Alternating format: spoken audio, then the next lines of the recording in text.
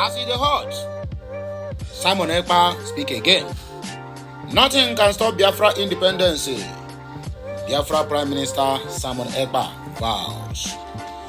Under the auspices and the junction of Biafra Republic government in exile, he is making this comment. This news I'm reading from Daily Post. And I still remember that Mazen Nnamdi Kanu said it 12 years ago. That the time shall come when the Biafrans will never pay for any Zojurian media house, or rather their brown envelope media house, to publish the Biafran news. Now it is happening. Peter Obi clarified positions on church vigils. My people, the truth need to be told. Gringo and Peter Obi have lost it. Peter Obi is under pressure, and Peter Obi is marching on toes, and Peter Obi is not consistent, and Peter Obi can never be trustworthy, and Peter Obi can never stand pressure. What am I saying? Each time Peter Obi come out and make a comment, you will see people we jump up, celebrate him. The next one, you will see Peter Obi, small pressure, he will come out and begin to explain. Have you seen Tinubu have that kind of explanation? He dare not have that short time. What about Atiku? He dare not have short time.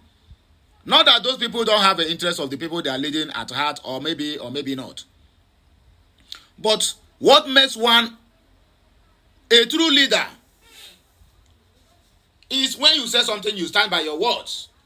Exactly the comment Kenneth Okonkwo made the other day when they asked him, there's a comment Peter Obi made the last time. And immediately they give him pressure, they attack him. Peter Obi went out and began to explain.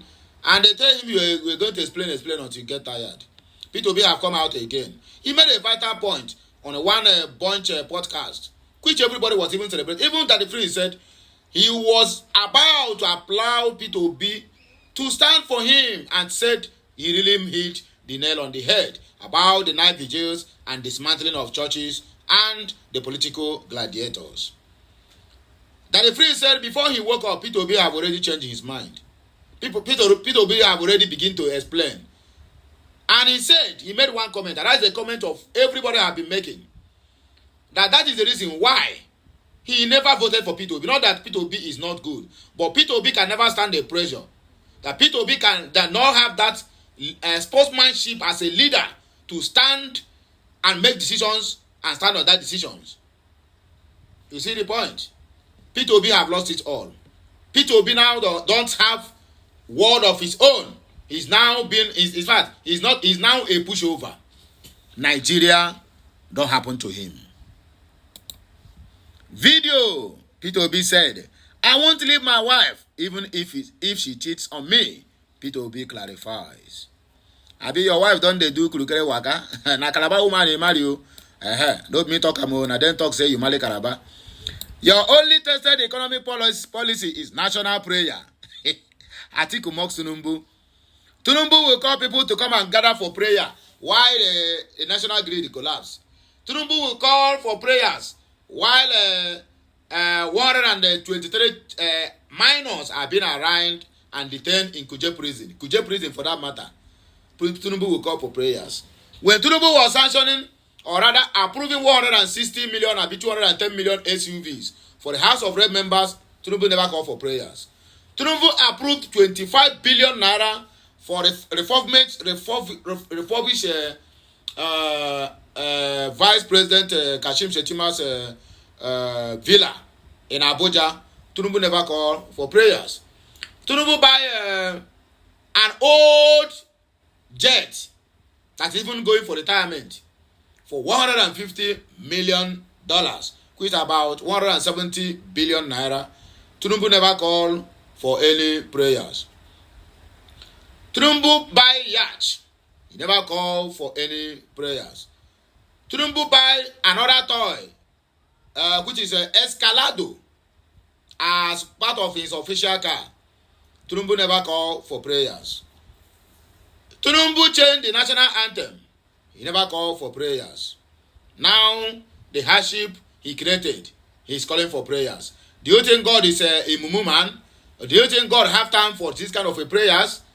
The problem here now is not even calling for prayer. The problem here now is How much Orilemi Tinubu will tell you that they spent to invite all delegates? They can even invite Pope to come and pray for Nigeria.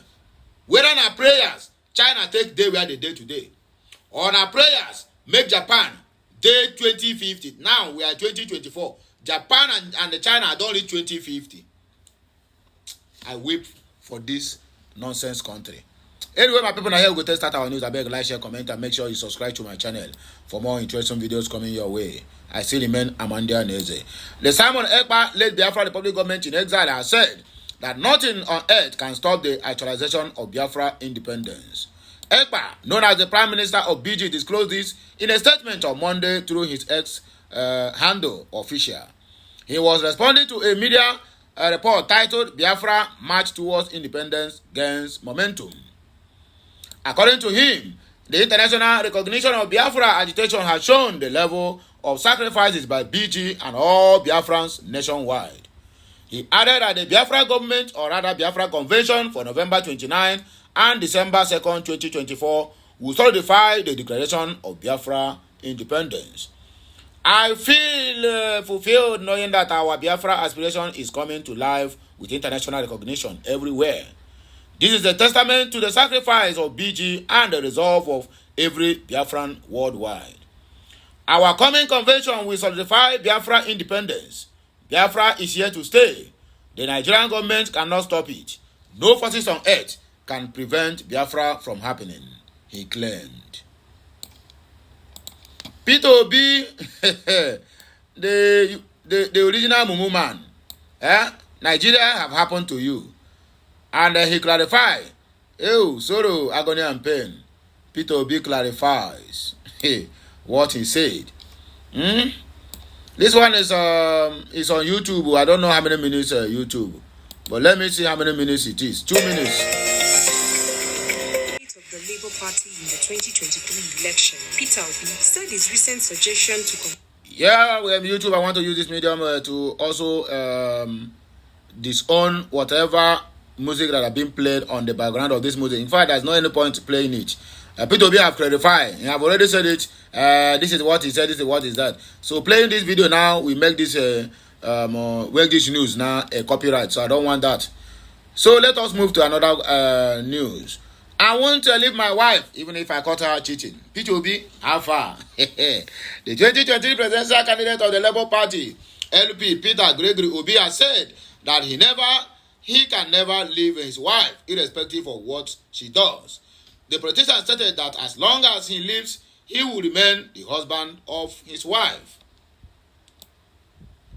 According to him, he will stick to her even if she shot him or cheated on him. Obi stated this in a recent episode of the Honest Bunch podcast, co-hosted by actor Chinedu and Emmanuel, aka Nedu Wazobia. He said, no matter what my wife does today, I won't divorce her.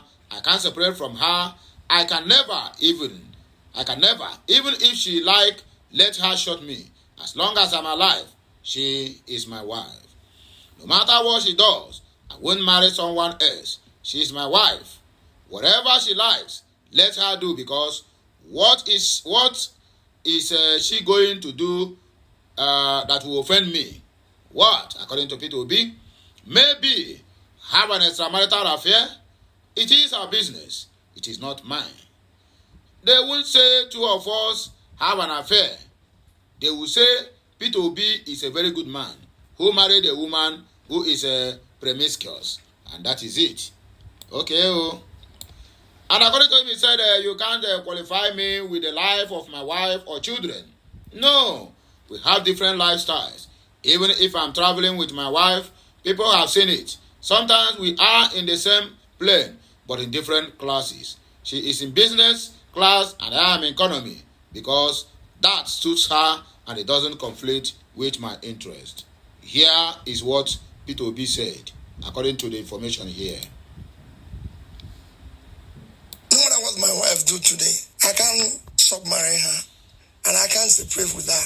I can never, even if he likes, let her choose a gun to shoot me. As long as I'm alive, she's my wife. That's it. That's me. I can tell you that. As long as I'm alive, I won't marry. I won't have anything. is my wife.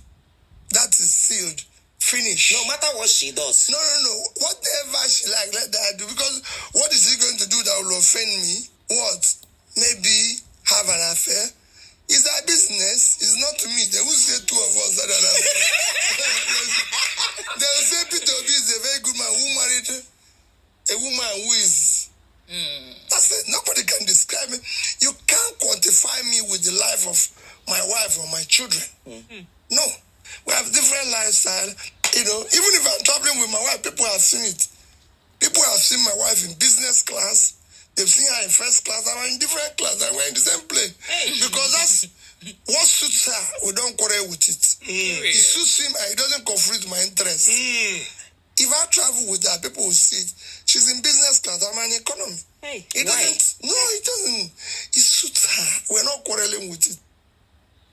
I don't hear and finish you. That is the voice of Gringoli, the Labour Party presidential candidate, whom Nigeria just happened over and over again. Your only tested economic policy is national prayer. Atiku mocks Tinubu. Former Vice President Atiku Abubakar has mocked Bola Ahmed Tinubu-led administration over their response to his economy plan to lift Nigeria out of hardship. Nigerian News report that Atiku had in a statement on Sunday revealed steps he would have taken if he were president to reduce the hardship Nigerians are currently facing. His statement did not go down well with the present administration, who rebuked the 2020 presidential candidate of the People's Democratic Party, PDP, asserting that the nation would be in deeper economic crisis had he won the last election. The presidency further alleged that Atiku and his former boss, Olusegun Obasanjo, lacked commitment to the nation's education sector, choosing instead to establish their own private universities while public institutions struggled. Reacting in a post on his X handle on Monday, Atiku mocked the presidency's response to his economic plan. According to him, the only tested plan of the Tinubu's administration is to hold a national prayer led by First Lady Remi Tinubu and Nuhu Ribadu, the National Security Advisor. He said it is uncharitable for Tinubu's team to claim his proposals remain untested, stressing that what remains unproven is the erratic, trial and error nature of the policies so far implemented by his administration. Atiku wrote, I have taken note of the initial responses highlighting the striking disparity between Bola Ahmed Tinubu favoring economic policies and the alternatives I have proposed. It is exciting to witness such a vigorous debate on these critical matters, and I sincerely hope that this discourse will ultimately benefit Nigerians and Nigeria and its citizens. Like many fellow Nigerians, I firmly believe that we find ourselves in this current economic turmoil due to the Tinubu administration hasty ascent to power, devoid of coherent plan. That means they don't have where they are going. In a stark contrast, my team not only devised a comprehensive recovery plan but also welcomed significant input from Nigerians, ensuring that our approach was inclusive and well considered. Isn't it fascinating how the so-called tested Tinubu's administration only policy response seems to be a national prayer led by the First Lady and National Security Advisor just a mere 24 hours after I proposed my alternative solutions? What a bold strategy. In my humble interpretation of the scriptures, prayer indeed serves a noble path to follow. However, the sacred text also counsels us to engage in diligent labor and hard work. It is therefore uncharitable for Tinubu's team to claim that my proposal remains untested. What remains unproven is the erratic trial and error nature of the policies they choose to do, far implemented by its administration, which elucidates our present predicament. Let us not forget that under our economic stewardship between 1999 and 2003, Nigeria soared to the pinnacle of Africa's economies, while the administration has relegated us to a disheartening fourth position. The average GDP rate under the Obasanjo's administration that has served in was 6.59% and peaked at 15% in 2002, 7.98% under the late Yar'Adua administration, and 4.8% under Jonathan, compared to the dismissal of 2.8% of the so-called tested. Tinubu era, enough of the pains of the shambolic Bolikaja economic policy prescriptions. We cannot hope to tax our way out of the economic quagmire wrought by these misguided experimental policies of a novice administration. Numerous nations such as the United Arab Emirates, Qatar, and Monaco, and European Union territory with a zero income tax policy, among many others, have emerged as economic powerhouse by fostering growth through lower taxation. Why then are we fixated on inflicting further hardship upon an already struggling populace? One can only speculate that Tinubu's government is anchored to a mere tea plan, which can only lead to a tea pen. Furthermore, let me emphasize that the citizens who cast their votes in 2023 presidential election are well aware that I did not lose. Rather, we find ourselves in this predicament because the election was criminally stolen from the Nigerian people. So, my good people, and I don't hear about this one. Now here we go take back break you. This one article, causing another. I'm shaking another table. Anyway, make sure like, share, comment, and make sure on keep subscribing to this channel because more of these videos will be coming your way. Till the man, Amanda Neze, Kemesiano.